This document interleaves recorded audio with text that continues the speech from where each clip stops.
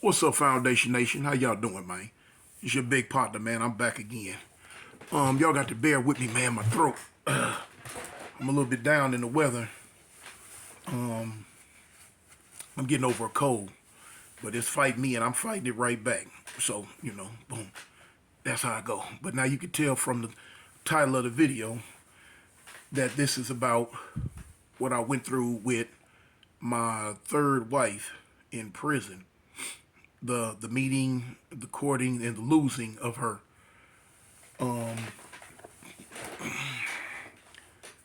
This starts when I was in the prison, West Jefferson, the maximum security prison in Alabama. So I'm gonna start from the beginning. This was about 2000 and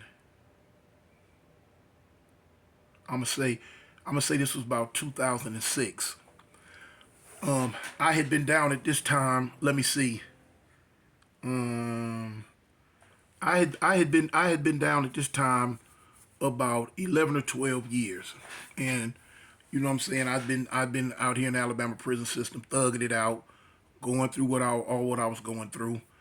You know what I'm saying? The fights, the riots, the stabbings, the gang activity, the ride and lock up for years at a time, just going through it. And I ain't gonna even lie to you. For some reason, it hit me one day.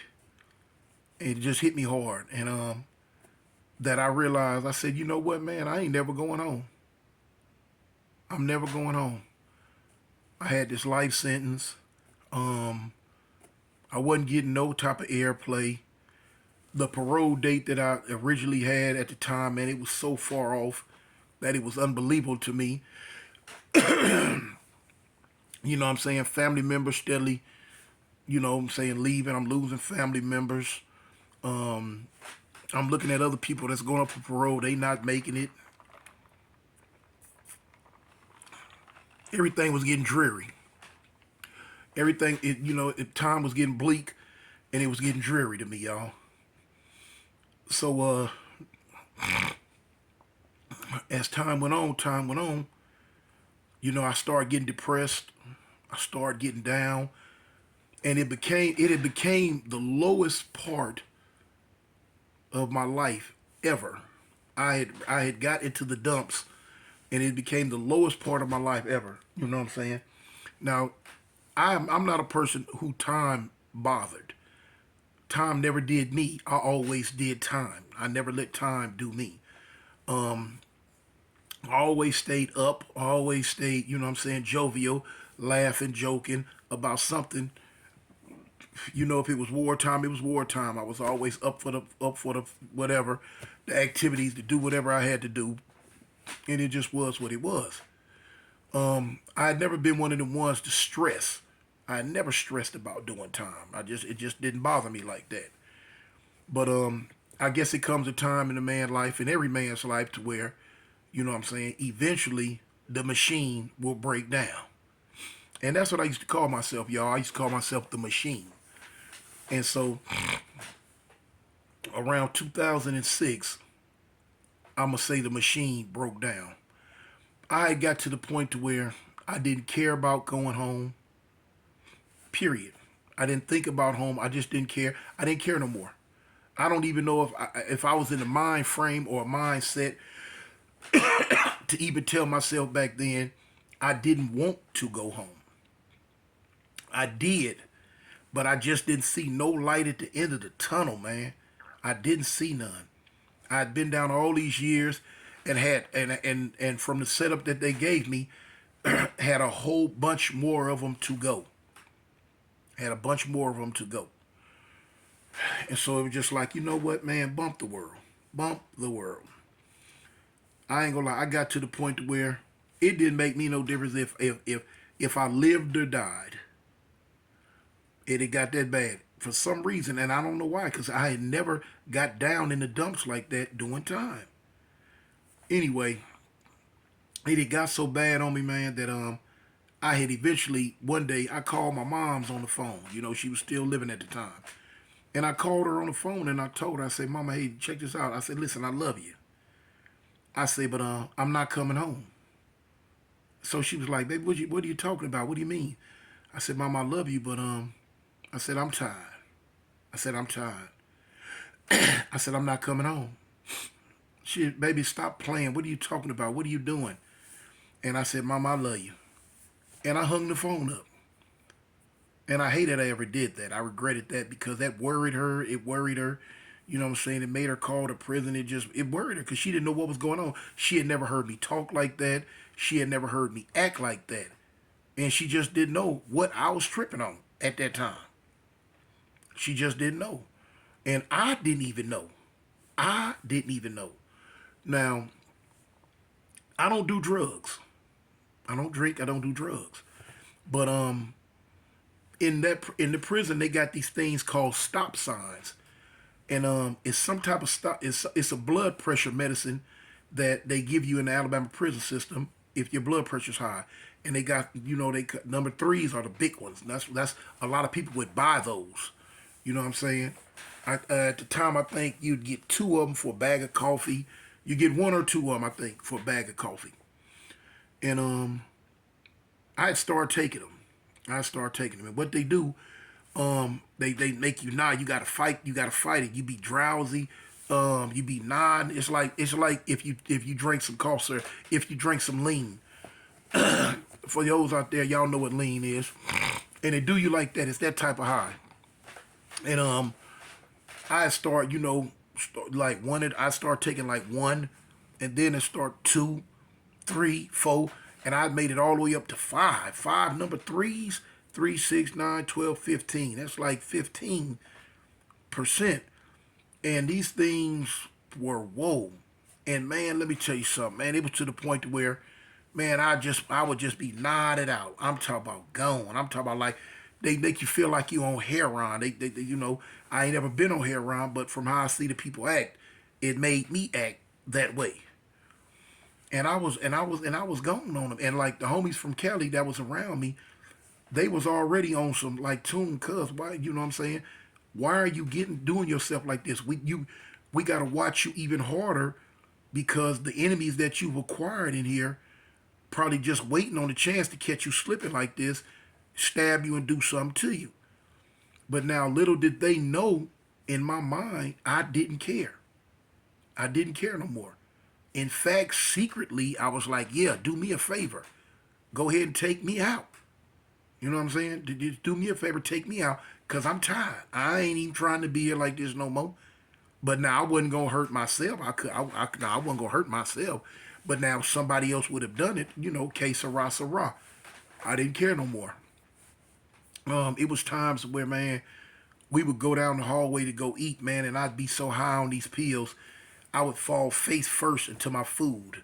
And I remember one time I boom fell face first into the food, and the police that knew me was alright with me. He told the homies at the table like, man, y'all get him, man. Why y'all got him down here in the kitchen like this? He said, police told him, look, I'm not gonna trip, but if the sergeant or the lieutenant see him, they gonna lock him up. Y'all get him out of here, man. Take him back down to the block. I mean, sometimes, man, I'd be sitting there with my knife on me, and nodded out when the police would come in for count time, catch catch your cell, count time. I was so high, man. Sometimes, man, I wouldn't even move. But now I had so much juice, and it caused so much havoc over the years in the prison.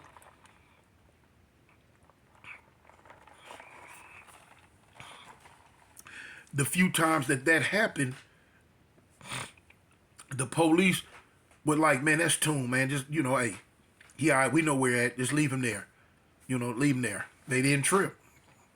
And so I was really really going through it, man. I was really going through it. I got to the point where man, dude couldn't loan me nothing. If a dude loaned me some, he wasn't getting it back. I was just tripping, and that was not my character. You know what I'm saying? If I got something from you, I give it back. But now I got to the point where I get it and not give it back, secretly hoping that you would be so mad about it that you try to come do something to me. You know what I'm saying? And it was what it was. The homies was tripping on me. They knew I was on my last leg. They would try to talk to me. I didn't want to talk. I didn't have nothing to say because they did not understand what was going on inside of me. They didn't understand what was going on with me mentally. Only God understood. And God knew that I needed help. You know what I'm saying? God knew that I needed help. And I prayed one day. I prayed. I said, God, look, if you don't step in and do something, I ain't gonna make it. I ain't gonna make it. I say I'm on my last leg. I said I'm tired. I don't want to do this life sentence. I'm just tired. And he heard me. Now I'm gonna show y'all how he helped me. As time went on, I was getting up one day to go to the poker game. And I had 2 bags of coffee in my hand. And I went down the hallway to a dude named Holiday. They used to call him Donnie Gale Holiday. He had the poker game down that day. And so when I went in the cell, he wasn't in the cell. He was going out the cell, going to get the poker table, the cards, poker chips, and all that. Set the game up so we could start playing poker. But his cellmate was still in the cell. My little partner, Jamal. And I didn't really conversate with Jamal a lot. I didn't really know him like that. I knew him from around the block we stayed in. I'd see him in the day room and all this and that. I think we'd had one or two conversations. We was cordial. We was all right. So I'm like, when I came into the cell, I'm like, where he at? They're like, he going to get the poker stuff. I'm like, okay. So I throw my coffee on the bed, and I told him, I say, listen, tell him that that's my coffee, and when I come back, what I'm saying, let me have my, let me get my seat, because I brought my money first. So he was like, okay, I'll let him know. So as I was leaving out the cell, I looked on his wall, and he had some photos, some pictures of his family. And on one of the photos of his, it was him, his mama, his girlfriend, and his daughter. And they were on a visiting yard. So I'm looking, I'm like, well, dang, homie, who is this? I asked him, I said, who is this, your sister? Now, secretly in my mind, I knew it was his mom's, because I already knew, I'd seen pictures, I already knew what his girlfriend looked like and his daughter. So I knew this was his mom's. But she was so bad and so young looking, you could have thought it was his sister. So he was like, oh, Toon, man, that's my mama. I'm like, man, this ain't your mama. He like, yeah, that's my mama. I'm like, oh, okay. I said, and in my mind, I'm like, okay, so this is why everybody in the prison was going cuckoo for Cocoa Puffs when he would go on a visiting yard. I see why. The sidewalk talk. I'd heard what everybody was saying. The police was talking about her. Other inmates who would go on a visiting yard with him, they was talking about her. How bad his mama was. His mama looked. So I'm like, okay. So boom. I'm like, man, that ain't your mama, man. He like, yeah, Toon, that's my mama, man. And he's told me, he said, man, that all these dudes around here, they always trying to ask me about her, and these police act like they want to get cool with me because of her, and this, and this. He said, man, look, the fools be talking about, can they talk to her and write her? Man, I'm not finna let, he said, I'm not finna let neither one of these fools, man, talk to my mama. And I told him, I said, that's understandable, homie. I don't blame you. You know what I'm saying? I wouldn't do it neither. I don't blame you. So I turned to walk out of the cell and leave. And he said, but now you know what, Toon? I let her talk to you. And it kind of caught me off guard. And stopped me in my tracks. And I said, what? He said, yeah, man, you cool, homie. You different. You ain't like them. I let her talk to you. He said, you wanna write her? And I'm like, whoa. But now, I snapped back. I said, yeah. I'd have been a fool to say no.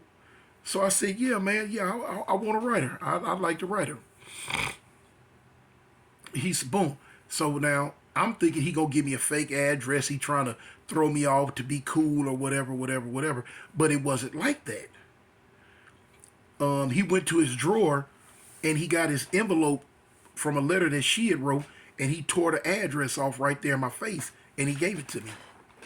Correct address.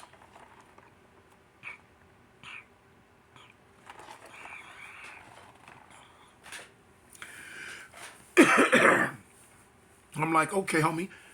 I told him, I said, okay, homie, I'm a writer. I'm a writer. So that was, I'm trying to remember the date. I remember that was on a Wednesday. I think that was on a Wednesday. That was on a Wednesday morning. I wrote the letter and mailed it that Thursday. Couple of days went by. Couple of days went by. Okay, went out that Thursday. Friday went by. That Saturday, he went on the visiting yard. So now, when he went on the visiting yard, he told his moms, he said, "Look, mama, I got a partner that's in the prison with me. He cool dude. He from California. I gave him your address to write you. He need a pen pal." So she told him, "Well, look, okay, you know what? I ain't doing nothing. Um, I'll write him." So she asked me, like, he ain't in there for rape or messing with no kids or anything. So he like, "No, mama, he don't get down like that." Now I'm saying this because this is the story he told me when he came over to visiting yard. What had happened when he told her about me. So he told her, "No, mama, no, he don't, no, he ain't got nothing like that. He got some robberies. He a robber out of Cali." So she like, "Okay, well, I ain't really doing nothing right now with nobody. If he need a pen pal, I'll write him." Okay. Now that was Saturday. Lo and behold, while she was up visiting him that morning, the letter that I wrote had got to her house while she was up at the prison. So when he came off the visiting yard, when she went home, the letter was there. Now I could give you a story that she eventually gave me years later about what transpired once she got the letter. But I'll probably get to that at later. But anyway, so when she got home, the letter that I wrote was there. She opened it, she read it, she wrote me back. Okay. I received a letter from her Tuesday at mail call. Now, now me personally, I wasn't expected to even be wrote back. I didn't think it was going to, take place or whatever. But anyway, so I received a return letter that Tuesday. They called my name at mail call after dinner Tuesday. So now when I got the letter, I look at it. It was from her. I'm like, whoa. I said, okay. When I kind of look up, I see her son, Jamal, on the top tier with his hands thrown up like this, like man, man, what's up? He wanted to know if that was the return letter from her. I gave him the thumbs up. He like, what? Like that shock, like, look, like, for real? So he started to come down the tier and come down the back stairs. So as he came down the back stairs, I ran and went up the front stairs. So when he came down, he looking for me. He see me cutting down the tier, going toward my cell. He was like, "Hold up, Toom, hold up, hold up. Wait a minute." So now he running. He want to see what the letter say. And I'm knowing, but I don't, hold up. No, fool, hold on. So I shoot in my cell and I close the door. So I'm standing there in the cell with the door closed and I'm waiting because I know he's finna come knock on it. So we come knock on it. So you can't see in. It's a solid steel door with a square window with that thick glass in it. So what we would do if we didn't want nobody to see in the cell, we would just put the cardboard in the window. So he knocking, Toom, big Toom. I'm like, what's up, man? He like, did she write you? I'm like, yeah. He like, man, what she say? I say, homie, I haven't even read it yet. He was like, well, when you read it, let me read it. I'm like, no, man, I'm not finna let you read my letter. No, I'm not finna let you read it. He like, man, it's from my mama. Let me read it. I'm like, man, I'm not finna let you read this letter, man. This letter ain't got nothing to do with you. Okay. So he like, man, you tripping. I'm going to read that letter because, over the last few days, I'm going to say over the last week, we had got cool. We had started, talking more than usual. We had got kind of cool. We got real cool. He was a little disciple. He was out of Birmingham. He was a little disciple, but he was my little partner. So anyway, I read the letter, and it was it was a nice return letter. Her let me know who she was, and what she had going on, and how her son told her that he gave me the address. He was gonna let me write her, and she told him that she didn't have a problem with writing me right now because wasn't nobody in her life or anything. So it was cool. Okay. So one thing I've always been bad with was that ink pen. I'm like Zorro with a pen. I was like Zorro with a pen. I don't write short letters. When I was in prison, anytime I wrote a letter, it was gonna be 8 or more pages. For one, I write real big. I write real big. Some people get 13, 12, and 13 words on a line of standard, writing paper. Me, I'm gonna get 4 or 5. You know what I'm saying? So of course, my letters were long, and I just wasn't into writing short letters. And my handwriting was immaculate. It was real pretty. It was big. It was swirly and curly, and that right there used to captivate people off the bat when I would write them. So anyway, I had that to my little repertoire, and so the letter writing started going back and forth, going back and forth, going back and forth. So now her son would come to me. Jamal would come to me like, man, everything good, huh? Because he would talk to her, and I was like, yeah, it's all good. So at this time, we had just not too long before that got cell phones in the prison. So now I didn't have one personally at the time, but what I would do is I would rent one. I would pay my little money, and I would rent and get me a phone. So I started paying my money to rent, get me a phone, and we got to the point to where we would talk for hours at a time, hours and hours and hours at night, in during the day, during the morning. She would send me the money to pay for the phone, to rent the phones, and it was getting stronger, it was getting tighter, it was getting tighter. And her son Jamal, he started seeing, he like, man, okay, that's what's up. Now, me and him, of course, this strengthened me and his relationship. Me and him got real good. We got real tight. You know what I'm saying? And I'm an Aries. So one of my main characteristic trait is I'm very, very, very overprotective of the people that I care for or the people that I'm cool with. You know what I'm saying? So me and his relationship, it kind of got to that point to where, I'm like, hey man, this my little partner. You know what I'm saying? Because he was a little small dude, and he had 1 or 2 problems when he first came in, but it wasn't nothing major. But he was a small dude. But now anyway, he'll handle his own. But I got to the point where I wasn't even finna let him handle his own. I'm gonna handle it for him. So boom, we would sit up and talk. He would tell me all his mama's secrets and stuff that she probably really didn't really want me to know about past relationships and what I'm saying, how dudes acted with her that he seen it during his time. So I'm like, okay. So now, it was a trip because we would be on the phone talking, and he would be down in his cell. He slept like 3 cells from me, and he would be down in his cell, and he would be trying to call her, and she wouldn't answer because me and her was on the phone.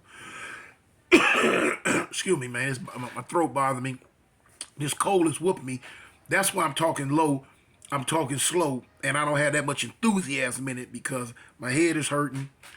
I'm clogged up. Just everything kind of messed up. But anyway, this is gonna end part one. Part two coming, man. What I always tell you, man, A gang or don't bang. It's Avalon Gangsters, homie. It's one of the shirts, man. Y'all seen it.